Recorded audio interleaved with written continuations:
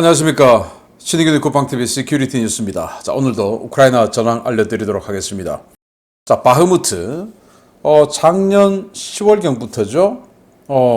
러시아군이 공세를 취하기 시작했고, 올 1월, 그리고 12월, 이 겨울부터 정말 집중적으로 공세를 해서 한 6개월 동안 때렸던 곳이 바로 바흐무트인데, 그 바흐무트에 바그너 그룹 한 5만 명이 죽었다. 그리고 러시아군 토탈 한 10만 명 죽었다. 라는 것이 바흐무트 아니겠습니까? 그런데 그 바흐무트를 우크라이나군이 삼면에서 에워싸는 포위 공격을 하고 있습니다.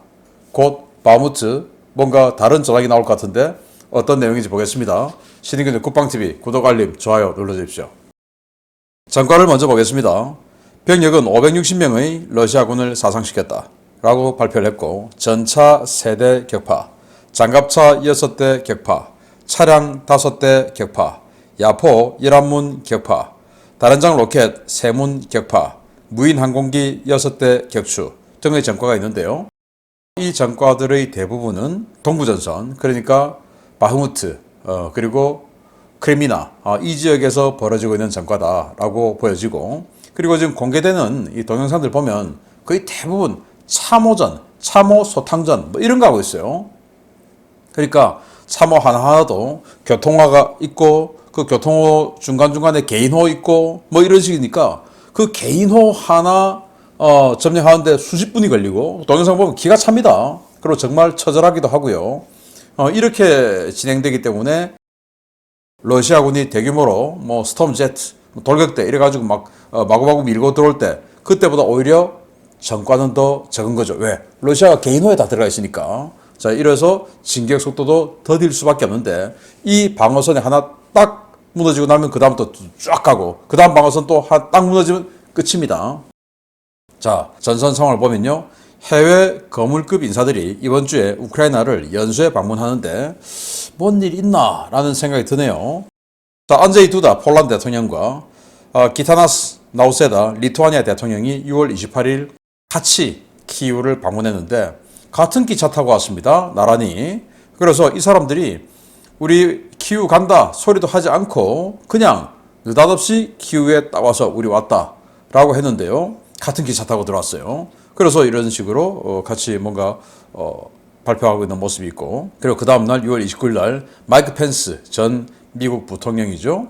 이 미국 부통령도 와서 우크라이나에 대한 지원 더 확대돼야 된다 뭐 이런 이야기를 하고 갔고, 그리고 페드로 산체스 스페인 총리가 7월 1일 마테오 마리아 주피 추기경이 교황 특사 자격으로 현지 시각 7월 1일 방문을 하게 되고요. 그리고 베냐민 네타냐후 이스라엘 총리가 키이우 방문을 조율 중에 있는데, 자, 그래서 이렇게 며칠 사이에 아직 네타냐후 총리는 뭐 정해지지 않았으니까 온 사람 그리고 올 사람만 해도 며칠 사이에 거의 뭐 5명의 VIP들이 오는데 이게 뭐냐, 뭔 일이 있는 거 아닌가 라는 생각이 들 정도죠. 핵 문제는 아니었으면 좋겠습니다. 러시아의 FSB가 수로비킨 항공군 사령관이죠. 석방했다라는 설이 나왔습니다. 일부 매체의 주장이 하고요. 그리고 공군 부사령관, 그러니까 유딘 상장이었죠. 같이 수로비킨하고 같이 체포됐다라고 하는 그 사람은 해임이 확정됐다고 합니다. 그런데 수로비킨에 대해서 석방했는지 안 했는지는 러시아 국방부는 공식적으로 모른다라고 이야기를 했고, 또 이 기사는 뭐 타스나 리아 노보스티나 이런 관영 매체가 아니라 일부 매체에서 수로비킨이 석방됐다라는 주장이 나오고 있는데 아직 뭐 급박하게 돌아가고 있는 그런 상황 같습니다. 자, 로이터 통신은 바그너 그룹이 벨라루스에 건설하고 있는 이 부대를 위성으로 확인했다라는 건데, 자, 여기죠. 야시포비치 지역의 바그너 그룹 기지 건설 현장이라고 합니다. 원래 벨라루스군의 기지였는데 안 쓰고 있던 기지를 이렇게 개선 공사를 해서 바그너 그룹에게 준다라는 건데, 며칠 사이에 뭔가가 움직이고 있고 준비되고 있는 게 상업용 위성 사진을 통해서 공개됐다고 합니다. 그래서 애초에 저희들이 그 말씀드렸던 것처럼 민스크, 벨라루스의 수도 민스크에서 남쪽으로 한 90km 지점에 이렇게 바그너 그룹의 대형 기지를 짓고 벨라루스의 루카센코 대통령이 자신의 안위를 책임지게 만드는 이런 구조 같다라는 거죠. 영국 국방부 장관은 나토가 우크라이나 가입 절차를 간소화시켜야 된다라는 거예요. 그래서 계속 지금 뭐 여러 국가들이 우크라이나 가입시켜야 된다, 나토에 가입시켜야 된다, 또 뭐 패스트 트랙으로 해야 된다, 뭐 이런 이야기를 계속 하고 있죠. 왜냐? 지금 이 자기네들이 자기 모국에서 전장이 되는 것을 원하지 않다는 거죠. 그래서 자기네들이 일부 부대를 보내서 나토는 이제 자동 개입이니까 원정 작전을 하는 것은 좋으나 그 전장이 자기 나라가 되는 건 싫다. 이건 겁니다. 그래서 우크라이나가 1인당 국민소득 해봐야 3,000불도 안 되고 그런 아주 뭐 극빈국이긴 하지만 그래도 완충 지역으로서의 또 방파제로서의 가치는 충분하다. 그러니까 빨리 넣어주자. 이런 거죠. 자, 우크라이나 군사정보국은 다게스탄 공화국을 방문했던 푸틴 대통령은 가짜다라고 주장을 했는데요. 당시 6월 28일 푸틴 대통령이 이 반란 이후에 다게스탄 공화국에 가서 나 건재하다라는 것을 과시하면서 뭐 이렇게 지지자들하고 사진 찍고 뭐 이렇게 했는데 그걸 우크라이나 군사정보국은 푸틴 대역 3명 준비되어 있는 그 3명 중에 하나다. 진짜 푸틴 아니다. 라고 이야기를 했어요. 뭐 사실을 뭐 진실은 모르겠지만 어쨌든 이 뭔가 독재를 하고 이런 사람들은 김정은도 그렇고 대역이 꼭 이렇게 3명씩 있나 봅니다. 참 기가 차죠. 또 우크라이나 군사정보국은 러시아의 국방부와 FSB 간의 분쟁이 격화되고 있다라는 건데 지금 여기가 FSB 국장이죠. 그리고 국방부 장관이죠. 사이가 좋았지만 결국은 이번 이 반란 사건으로 인해서 치명상을 입었고 또 FSB가 이틀 전부터 알았다라는 건데 야 이틀 전부터 알아서 니들한테 가르쳐 줬는데 왜 그것도 못해? 너 무능력하지? 라는 거고 여기는 이틀 전에 알았으면 니들이 해결하지 왜 그렇게 진짜로 봉기하게끔 놔둬? 뭐 이렇게 되는 것이고 그러면서 쇼이구도 언젠가 푸틴 사후에 그 다음 지도자는 누가 될 것이냐라는 투표를 한 적이 있는데 그때 1등 나왔어요. 근데 이 FSB 국장 이 사람도 그 푸틴 사후에 차기 지도자 후보군 중에 한 명입니다. 그러니까 당연히 이 두 사람 간의 갈등이 생길 수밖에 없는 거죠. 그게 지금 노출되고 있다라는 일종의 반가운 소식 중에 하나입니다.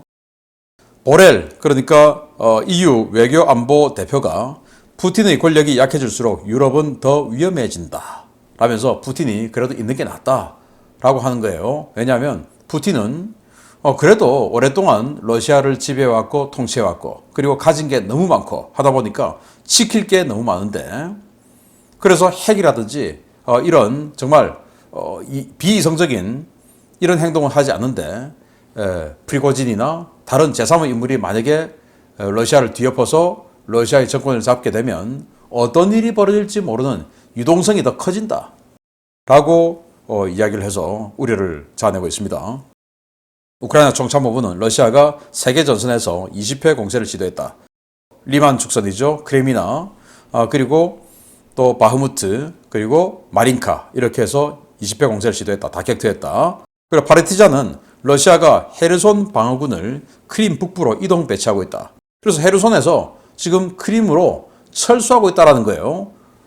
제가 어제 우크라이나군이 헤르손 쪽에서 드네프르 강을 여기저기서 도하하고 있다라고 말씀을 드렸는데 이 방어군을 빼고 있다. 그러니까 헤르손을 포기하는 그런 수순으로 가는 거고 또 지금 정보가 나온 게 자포리자 그 에노호다르 원자력 발전소에 있는 그 방어 병력들을 빼고 있다라는 겁니다. 빼고 터트려 버리나? 그걸 우크라이나 군사정보국장이 우려했지 않습니까? 원자로 6개 중에 4개 폭약을 설치해놨다고. 그래서 빼는 건 좋으나 터트리지는 말기를 바라며 터트리지 않게 하기 위해서 국제사회가 힘을 모아야 되겠습니다. 그리고 SBU 우크라이나 보안국이죠. 여기서는 지난주에 후방 공작으로 적 장비를 50대나 파괴했다. 이런 게 이제 주요 장비, 뭐 전자전이나 통신 뭐 이런 것들이죠. 그리고 우크라이나가 벨리카 노보시카 축선에서 추가로 진격을 해서 공세를 확대하고 있다라는 건데 이 벨리카 노보시카 축선이 왜 중요하냐? 여기 지금 이만큼 지금 내려가고 있죠. 내려가고 있는데 여기에 부훌레다르입니다. 여기 지금 전투가 벌어지고 있는 곳인데 여기에서 남동쪽으로 23km만 가면 철도입니다. 그 철도를 끊어버리면 23km, 얼마 안 되죠. 그 철도 끊어버리면 자포리자 육상 보급은 끝나는 거예요. 그 도로를 통해서 트럭을 가지고 이렇게 보급할 수 있지만 트럭 가지고 보급하는 거는 좀 한정이 있죠. 그래서 기차를 가지고 보급을 하는 그런 대량 보급은 끝나버리는 거죠. 그래서 여기가 굉장히 중요한데 23km까지 지금 접근하고 있다라는 반가운 소식입니다. 자, 주요 소식 들어갑니다. 첫 번째입니다. 우크라이나군의 자포리자 공세가 강화되면서 러시아가 이 지역 기갑 전력 증강에 나섰다는 소식입니다. 크림반도 보급선을 통해 대량의 전차가 전선에 공급됐는데 일선 전차병들이 난생 처음 보는 이 전차를 어떻게 운용해야 할지 몰라 난감해하고 있다는 소식입니다.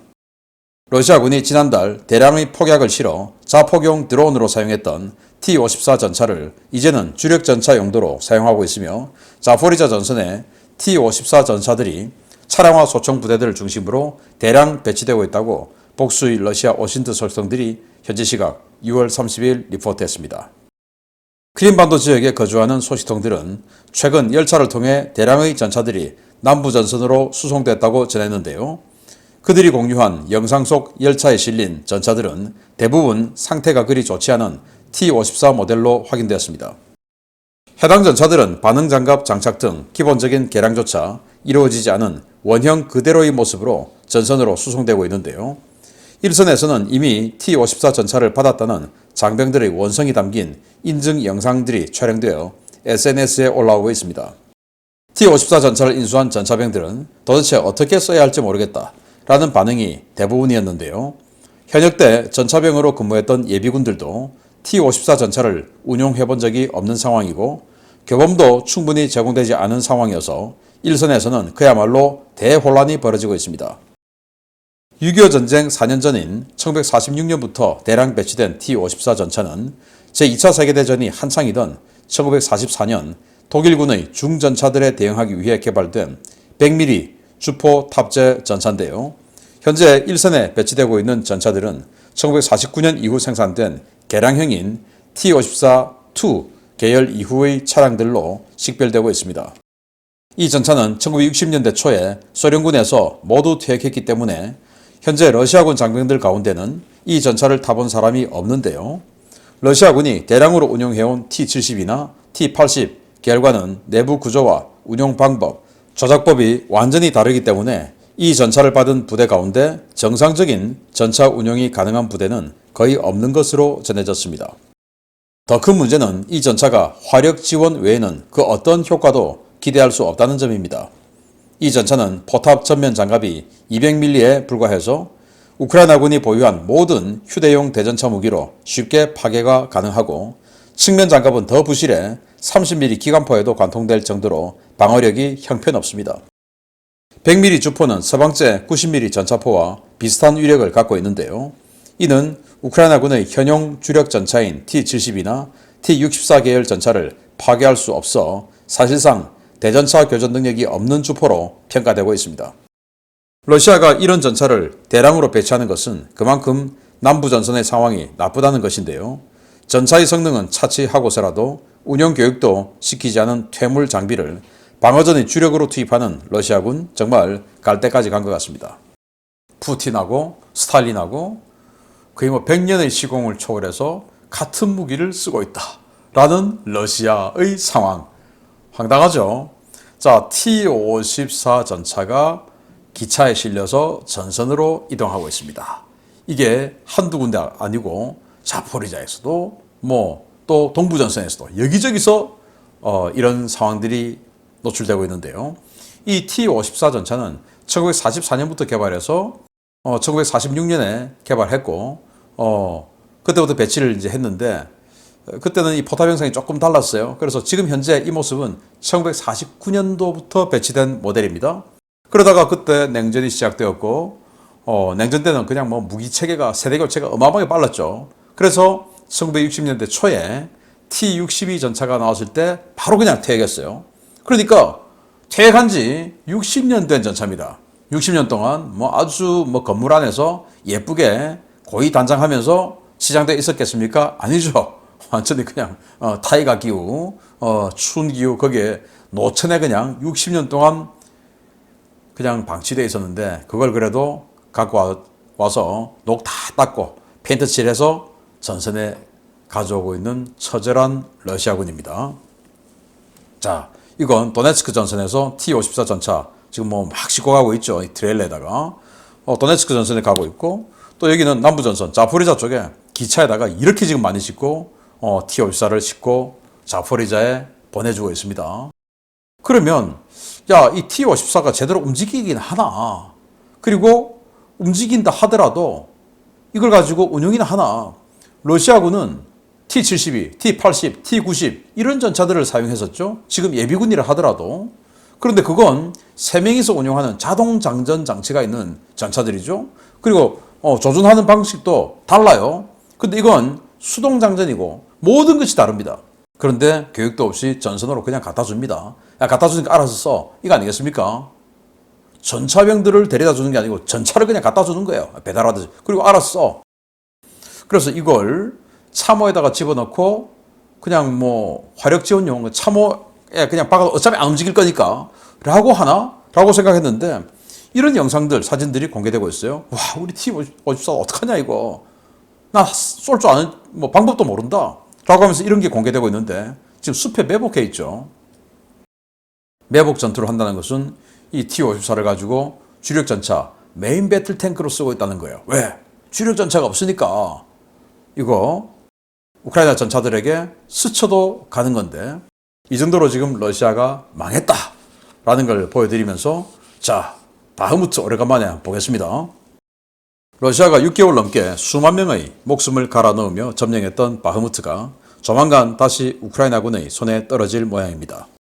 지난 5월 예브게니 프리고진 바그너 그룹 수장이 경고했던 대로 우크라이나군이 바흐무트를 3면에서 포위하고 공세를 퍼붓고 있다는 소식입니다. 쿠데타로 뒤숭숭한 러시아, 바흐무트까지 잃게 되면 푸틴 리더십에 엄청난 데미지가 예상됩니다.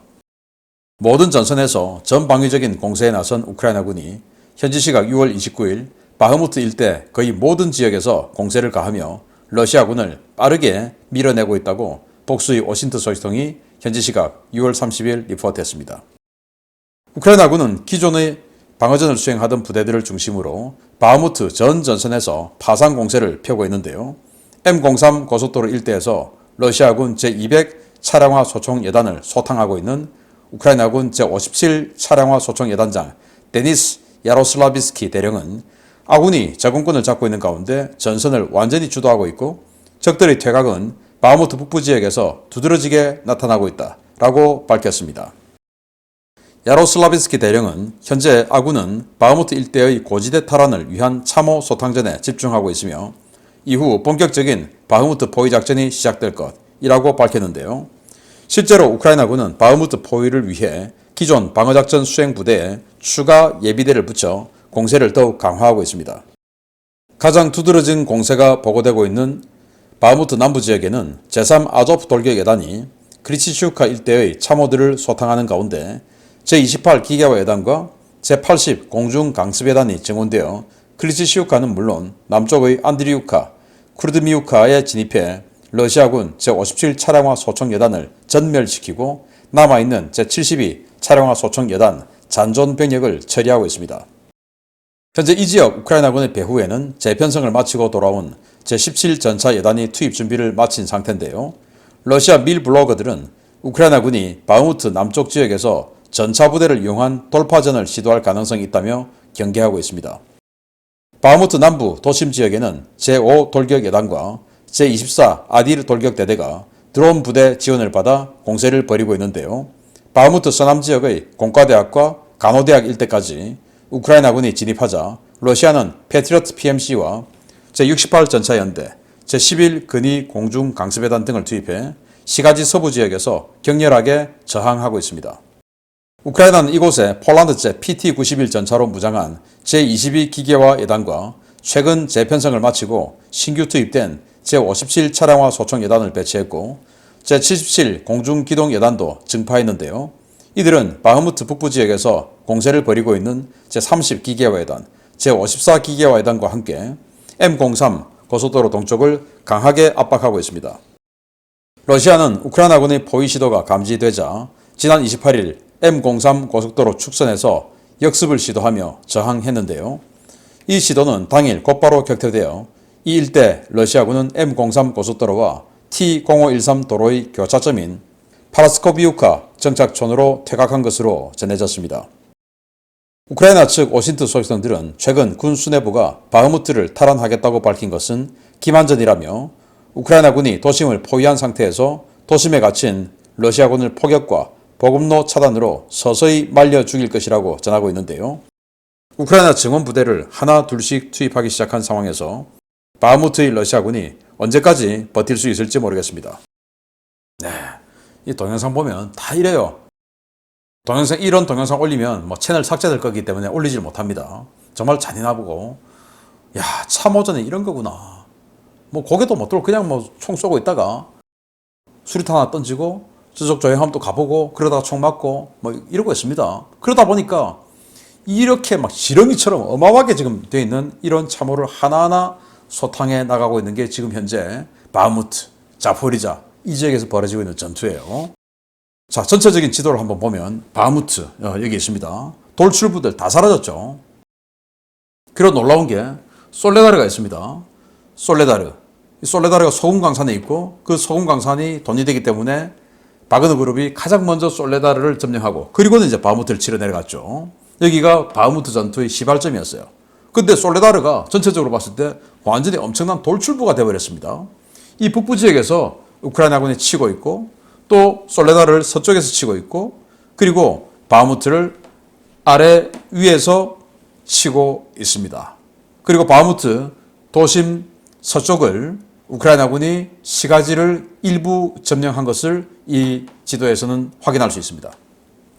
자, 이게 이제 전체적인 전선 상황이고 세부적으로 들어가 보면 이 남부 전선이에요. 남부에서 제일 이제 세게 들어가고 있는데 여기 제3돌격여단 여기가 아조우 연대죠. 이 아조우 연대가 제3돌격여단이 됐는데 여기가 이제 치고 들어가면서 제57 차량화 여단 여기가 러시아군인데 전멸시켜버렸답니다. 그리고 28기교 여단이 뒤로 치고 들어가고 있고 그리고 17전차여단이 들어온 거예요. 그래서 이 17전차여단이 이런 식으로 남쪽에서 돌파하는 이런 기동을 할 것 같다라는 예상을 하고 여기 72 차량화 여단은 거의 지금 전멸 가까운 상태고 여기 374, 1307 이런 단대호 여러분들 지금 처음 보시죠? 급조해가지고 예비군들 국에 넣어서 급조해서 훈련도 없이 그냥 온 애들이다 이겁니다. 그러니까 여기 이 정예 부대에게 상대가 안 되는 거죠. 그리고 여기 지금 세르센, 호넷 유닛, 테라 유닛 이런 식으로 드론 부대들이 보이는데 이 드론 부대들이 참호, 지렁이 같은 이 교통호에 들어있는 이 러시아군을 하나하나 경멸해 나가고 있습니다. 굉장히 이 드론 없으면 거의 참호전은 해결이 안 되는 이런 상황에 동영상 보면 우리도 진짜 드론 부대 많이 만들어야 된다라는 생각이 들고요. 자, 여기는 바흐무트 시가지죠. 바흐무트 시가지 북쪽 지역을 제57 차량화 여단 우크라이나군이죠. 아까 바흐무트 남쪽에서는 러시아군 57 차량화 여단이 전멸되는데 바흐무트 시가지 북쪽에서는 우크라이나군 57 차량화 여단이 북쪽 이 고지대를 중심으로 참호 소탕전을 펼치고 있다라는 거고요. 그리고 22기교 여단이 추가로 지금 들어왔다라는 거고요. 자, 그런데 이 22기교 여단에 폴란드제 PT-91, T-72 전차를 기반으로 만든 PT-91 폴란드제 전차 그리고 또 미국의 M123 장갑차 이렇게 전력이 구성된 게 22기교 여단인데 그러니까 이번에 재편한 부대죠. 그러나 PT-91과 M123으로 구성됐기 때문에 정예 부대, 탑급 부대는 아닙니다. 이 부대들이 지금 이 시가지를 치고 있으니까 여기 PT-91 전차가 오니까 러시아는 68 전차 연대를 보내서 방어합니다. 여기는 T-72 B3 전차가 배치되어 있어요. 자, 그리고 시가지를 방어하는 러시아군 면면들을 보면 PMC 베테랑, PMC 가즈프롬 포독, PMC 패트리어트 다 이제 러시아 국방부가 직접 통제하는 부대들이죠. 그리고 도네츠크 4여단, 루안스크 고스트 대대, 도네츠크 105연대 이런 것뿐이에요. 그러니까 바흐무트에 지금 정예부대 하나도 없고 완전히 급조된 이런 부대들밖에 없다. 이길 수가 없죠. 자, 북쪽 솔레다르 지점입니다. 이 지역에 북쪽에서 제10 산악 강습여단이 예하에 있는 8대대, 109대대를 보내서 드론 중대 하나의 지원을 받으면서 치고 내려가고 있고, 그 후위에 기동부대로 54기계화회단이 있고요. 그리고 좌측에서는 솔레다르 좌측에서는 30기계화회단이 치고 있고, 그리고 제8 특수전연대가 솔레다르에서 시가전을 하기 위해서 준비하고 있습니다. 특수전이니까 시가전 준비하는 거죠. 이런 식으로 솔레다르까지 완전히 지금 에워싸서 때리고 있는 게 바흐무트 전선의 현실이고, 다시 전체적인 지도로 돌아가면 아까 산악 부대들이 여기서 지금 치고 있죠. 이제 솔레다르 측면 치고 있고 30기가회단 여기서 치고 있죠. 솔레다르도 이제 큰일 났습니다. 그리고 바흐무트는 돌출부가 다 사라지고 이제 아래 위로 57기가회단이 이쪽으로 산악을 때리고 있죠. 참호를. 이런 식으로 해서 포위에서 말려 죽여버릴 것이다 라는 게 예상입니다.